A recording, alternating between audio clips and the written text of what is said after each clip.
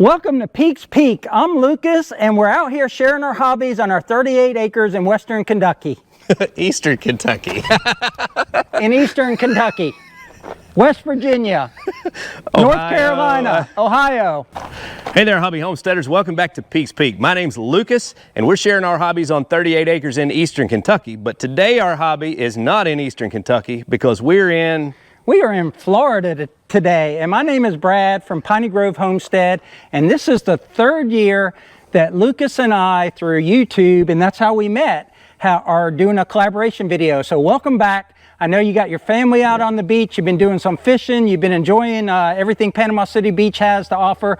But thanks for coming out here and spending a hot, sweaty day with us. Thanks for having me. Out in this Florida sun. Yeah, so I'll be honest with you. The first year that I came here to visit Brad, it was kind of like work, and I hated to leave my vacation because, you know, I was doing a little YouTube on the side and trying to get some work in while I was on vacation. But I'll be honest, since we've been friends for about 4 years now and we've done this YouTube thing together, this has been an exciting part of my vacation to plan this year. I've been looking forward to coming here and just getting to see all of your new equipment that I haven't seen yet. I'm really excited about it. And guys, today we have something special for you because we're going to get an expert opinion on what the best equipment is when you're starting your own homestead, because Brad and Deb here started with a blank slate, a piece of land that was completely overgrown, and they're turning it into their dream homestead. And Brad is living the dream. He has every piece of equipment you could possibly imagine, and that's why I consider him an expert on this subject. So we're going to get Brad's opinion on that today.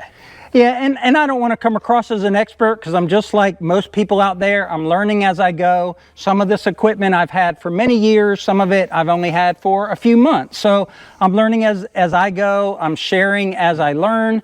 And Lucas and I just took a tour around the property in the Hyson, and he was shocked at how thick it was where it's not been opened up. And that's the way this whole parcel was. 19 acres of just totally thick Florida jungle. We call it planted pines or pine plantations, and we're taking that and turning it into a forever homestead. So as you look around here, everything that's been done, we have done, and a lot of it has been done with some of the equipment that we're going to talk about. Kind of look at this from the perspective of if you're buying a blank piece of land that you're going to turn into your dream homestead. It may not be exactly like Brad and Deb's, but if you have a lot of clearing to do, grass seed planting to do, whatever you're going to get into, he's got the equipment to do that. Brad, number one purchased in equipment. What would be the very first piece of equipment you would purchase? I couldn't imagine having acreage and trying to do it without a tractor. I mean, sure. You need a tractor, and you and I have been talking about tractors for years. I just think it's essential, and I see, you know, as being a content creator, you see so many channels out there that are doing this, but the first thing they buy isn't a tractor, and I can't wrap my head around it. And everyone has their own reasons why they do or don't buy a tractor, but I think a tractor is essential to owning property. Yeah. I think the hard part is, what is the best tractor for you? Right. So I 100% agree. I think tractor is the first purchase you need to make.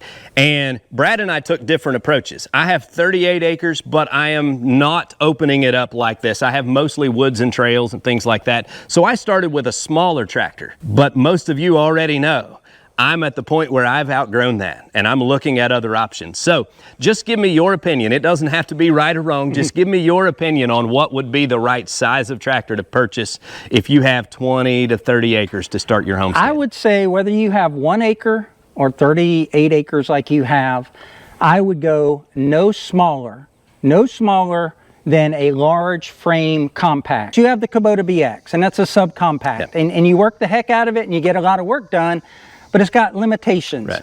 And you and I have talked about this, and you've said, I think that if I had a bigger tractor, I would not be able to get in the tight spots that I can with my little tractor. And I would tend to disagree with that because I think a large frame tractor, so in Kubota, that's the L series. Yeah. In John Deere, that's going to be the 3 series. And you're getting familiar with TYM, I would say that 2515 that you're looking at, it's very similar to the L series of Kubota. I went out and looked at it. seems like a fine tractor. I would say that is the size. Yeah. So go ahead and bite the bullet and buy that size tractor. All right, I think that's a great answer. All right, so let's move on to the next thing, okay? You've got your tractor, you're starting to get your land cleared, maybe you're starting to develop your front yard and all those sort of things. What's number 2 piece of equipment you gotta have? Okay, so we lined up equipment behind us here, and some of this, you know, we bought with our own money at Piney Grove, and some of it's sponsored. But we're gonna turn the camera around, and I'm gonna talk about the number 2 piece of equipment real quick, and then we'll get into probably more of what you want to talk about. So we'll take a quick detour into the building because I know that this isn't where Lucas was going with this video. And I also get a lot of comments about this particular piece of equipment that it's only, it's not something that the everyday man can afford. I could argue that point, but that's not the point I'm trying to make. So for me, at Piney Grove, buying this piece of equipment second after the tractor was the best investment that we could make for upgrading or improving our property. We have a lot of trees that we have to take down that are in the wrong place. We have a lot of trenches we have to dig for like water pipe. We have a lot of stumps to remove. We can do some grading with the grader blade here, which is better than trying to do it with a box blade. And we bought this thing used, and we really feel that after 10 years or so, we could sell it and get our money back out of it. So for me, in my environment and what we're doing, this was the best second piece of equipment after a tractor to buy. I can't say that I disagree with Brad. Now, I do understand financial limitations. You know that I kind of live on a budget, and so I don't necessarily get to go out and buy every piece of equipment that I want. But Brad makes a really good point in that he doesn't look at this as money spent. He looks at this as an investment. He's going to use it, get the good out of it on his property, and then when he's finished getting the trees plucked out and the trenches dug and all of that, then he sells it and regains most, if not all, of his money back. And I think that's a really good point. If you have the resources and you're able to do that, I've used this machine. It's awesome. It would be very handy. Okay, so I guess probably I'm not a fair interviewer because I was trying to lead him into what I think the next piece of equipment every homesteader is going to need, and Brad took a detour. I get it. You love your excavator. It's all good. But obviously, you know, you get some things cleared off. Yep. You got to take care of the grass and the weeds and all of that. So let's talk about mowers.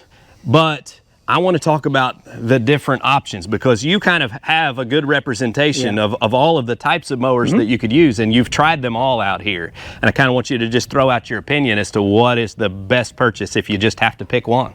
Okay, so he kind of, he's trying to lead me down a path here, but I'm not going to let him because I think that the guy with the most equipment, when they die, wins. So I want to have one of everything.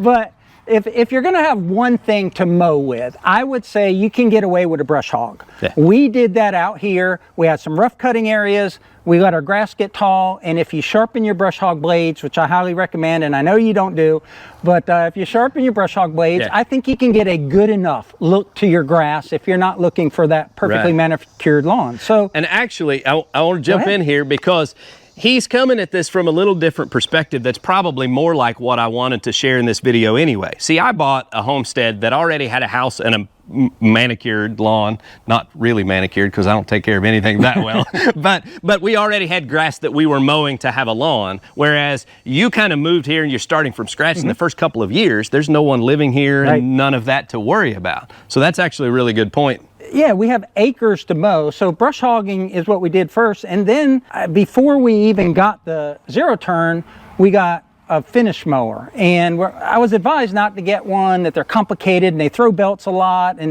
but we also absolutely love finish mowers, and you used one last year and you enjoyed it behind the Kubota.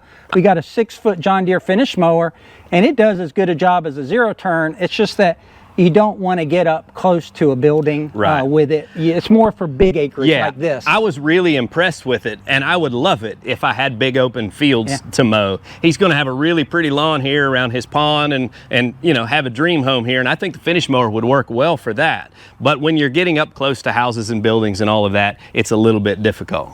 So he asked what the number one thing. I say you could get away with a brush hog.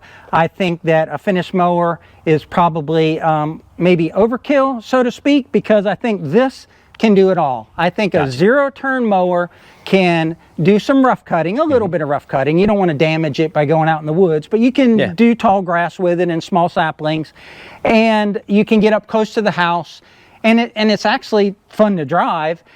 And I would, if it wasn't an attachment on a tractor, I would say a zero turn after the tractor for us. That way, if the tractor's got the loader on it and it's got the tiller on it, you're not switching mowers and things like that. And I've watched you put that belly mower up underneath that BX, and that just doesn't look like a fun task to do. I'll be honest. I've sold the mid-mount mower on the Kubota BX for the last several years, and it's done a great job for me. Because I had to stick to a budget, I had to buy one machine and try to do it all. And it does all of that really well if that's the situation you're in. But I am tired of putting that belly mower on because I always have other pieces of equipment on. I've got a box blade, and I've got my loader and my grapple and all the hydraulic connections and everything that I have to undo, but I'm gonna need them back on as soon as I finish mowing the yard, so I gotta put it all back. And I dread it every week when I mow. So it's becoming a problem. So if you got a tractor, what's your next piece of equipment? For me, it's an excavator. That's not going to be really a consideration for many people. I would say for us, it would be the zero turn before we get into the next piece of equipment, which I know you love yours, and we just got off of mine. Yeah. It's one of those pieces of equipment that you really don't know how much you're going to use it until you get it. I think both of us had the same reaction the first day that it hit our property was, how did I live without this? So Lucas is exactly right. I have been doing without any sort of vehicle like a side-by-side. Even though I want one, I always considered it something that was superfluous, something that not necessarily needed. So the way we would get work done here at Piney Grove, when you have 20 acres, it's hard to like carry a lot of things, right? So like if I'm taking the excavator somewhere, I would take the bucket and put the chainsaw in the bucket of the excavator. I would put tools around my feet, and then when I was getting to where I was going to work, I'd have to unload the excavator, I'd have to work, and then I'd have to load it all up back and move it to the next spot. Yeah. And what we found with this, and don't get me wrong, it's fun to play with. We went zipping around the property. Lucas has a Kubota. We have the Hyson Sector 750, and he was kind of comparing the two in his mind and just getting a feel for it.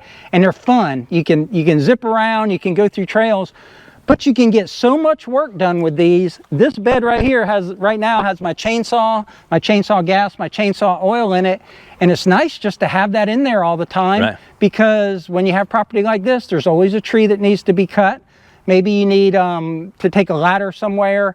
You don't have to balance that on the front of your tractor. You can put it on here. You've got those wonderful Artilian racks on yours. So you've got yours set up like a utility truck or something. Yeah, so that's the thing. When I was thinking about a side-by-side, of course, you know, I'm a gearhead. I've rode dirt bikes and four-wheelers. And so I was thinking about, I don't really have to have a side-by-side. That's just kind of a fun thing to have around. Not thinking about how useful it would be. And then when I got it, and I turned it into a service truck because that's how I use it now. I have the Artilian racks and toolboxes on there, and I leave everything loaded in that. So when I go work in the wood yard, I have all of my tools. I have gas and oil mixed and bar and chain oil. The whole works right there, as well as tools. And it saves me the back and forth. It's a very important tool for a homestead. So if you have the means, it's definitely one of the pieces of equipment that has to be in the mix. Well, I think another thing that we haven't talked about by having one of these is we have the Summit dump trailer as part of our sponsorship with Summit. So we can tow that dump trailer around, and it doesn't require hydraulics to dump it. It has also a hand pump, or you can run it off the remotes on a tractor. So if you're picking up hay, if you're moving fence posts or stuff like that, you could have a trailer behind this, and it's just so much more convenient than trying to put everything in your tractor bucket. Like I've seen you like fill your tractor bucket up, right? Oh yeah. And you can undo your loader from the seat of your tractor, and you'll just take your whole loader off and use it like a cart, you know. And when you have a teammate like you do, you've got Deb can run the side-by-side in the dump trailer, and you've got the wood chipper on the back of, say, the Summit or the Kubota here. You fill up the trailer, she takes it and dumps it. It opens up a whole new world of possibilities. So that's the three things. How many fingers do I have? That's the three things that I would say. Number one, a tractor. Lucas and I have plenty of videos out there on tractor selection. Our good friend Brock over at Rock Hill Farms, he has lots of tractor selection videos. And my guidance to anyone on that would be a tractor's something you're going to have for 20 years. So rather than maybe trying to save $200 or $300, buy the one you want that fits you. It's that whole Ford Chevy thing. Ford isn't better than Chevy and Chevy isn't better than Ford, but for me, Chevy or GM products fit me better. Right? A Ford may fit you better, but just put a lot of thought into it. So number one, the tractor. Number two, mowing. You can do all-in-one tool like the Swiss Army knife of what you have there with the backhoe and the mid-mount mower. Or for us, we really enjoy having the zero turn as a dedicated mower. And then third, and again, we're taking the excavator out of the equation because it would really be fourth. And then third, I would say a side-by-side if you have a big enough property where you can't walk your tools across the property. Yeah, I think that's an excellent list, and I think you're coming from a place where you're doing it and living it. Now, everybody is going to have a different scenario on their property, so your needs may come in different orders, but it kind of gives you a good idea of somebody who's been through it and built their homestead, because, you know, you're almost there. Yeah, I mean, we this are. place is really coming together. That's where the house is going. I mean, literally, we just signed the contract, and that's going to be breaking ground any day now. Yeah, I've seen the transformation, and it's been impressive. I've really enjoyed following you and Deb as you build your dream. It's been really cool. I appreciate you letting me stop by here and check it out and sharing some of your knowledge, man. And if there's any doubt you think we're not in Florida, just look how much we're sweating. It's hot. Well, guys, listen, until next time, don't forget to get outside and enjoy God's creation. It's beautiful, even in Florida. Right? And like I say at the end of my videos, tractor hard. Take care, guys.